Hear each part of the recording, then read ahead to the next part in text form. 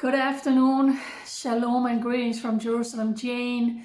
I wanted to make a quick news update because there's so much going on.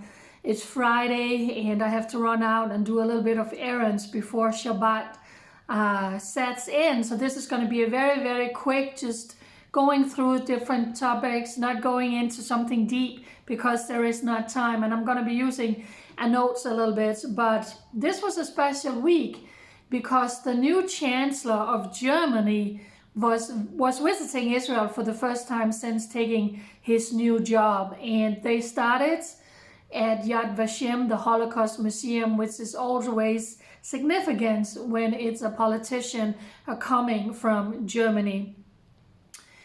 In a press conference, they announced new cooperation between Germany and Israel regarding security and diplomatic matters, and Naftali Bennett, Israel Prime Minister, said that this was a significant upgrade in our relations.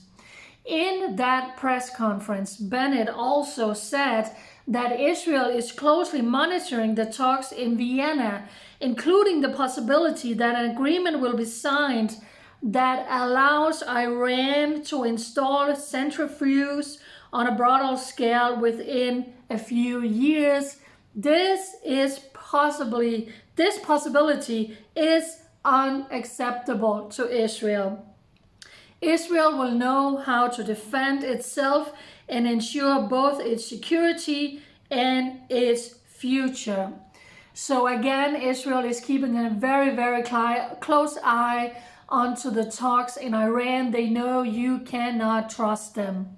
At the same time, on Thursday, Israel and the United States launched the first joint operation in the Red Sea to thwart threats by Iranian-backed militia, and that is, of course, with Israel maybe being attacked from Yemen. So that was the first of this kind of joint operation between America and Israel in that area.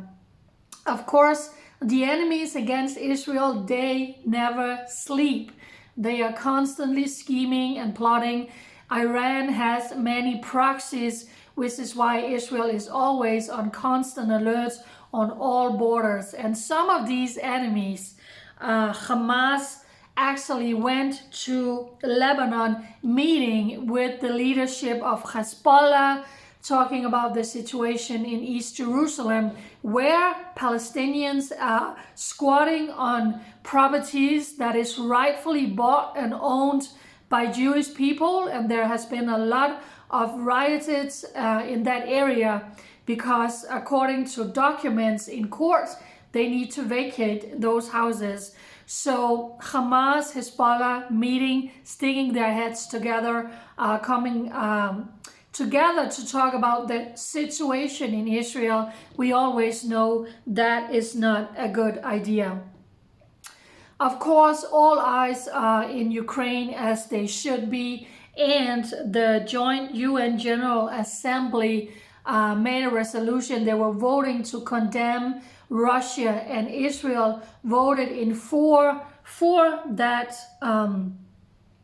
resolution condemning Israel, condemning Russian attack in Ukraine. Israel is actively sending field hospitals, medical teams, and humanitarian aid to Ukraine. So they are over there working, helping Israeli doctors, dentists.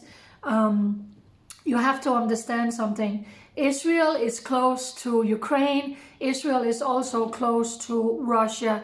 Israel is maneuvering on a thin line in this conflict. Of course, they are supporting the independence of Ukraine, but you have to understand that Russia is a massive player in Syria. And troops from Russia is in Syria. They are controlling the airspace.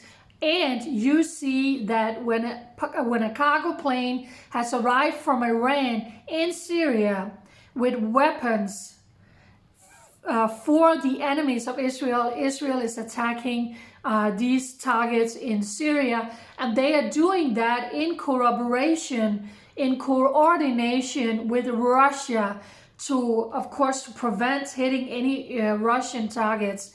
So Israel need to walk this balance because they need to keep Israel safe first and foremost and to protect their borders. And that is why Israel, through all that's happening right now, need a good relationship with Russia. This week, there were 2 terror attacks. The same terrorist was arrested, stabbing 2 Israelis who was in an Arab town just outside Jerusalem. So he managed to stab 2 Jews within 24 hours, and undercover border police officers managed, goodness, very good, to arrest this terrorist. So there's always a lot going on here in Israel regarding Israel, and I will do my best, as always, to try and keep you updated. I am still standing here in a rental apartment looking for my new home. Let me just end this video on a personal note.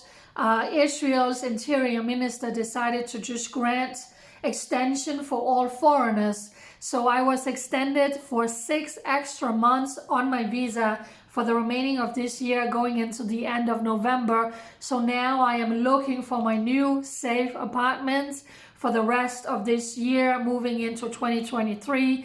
If you have any leads on a new apartment, would you contact me? There are so many organizations and private people, corroborations, synagogues, churches, who has empty apartments here in Jerusalem. I would be a very good tenant, taking care of your apartments and sharing news out of Jerusalem.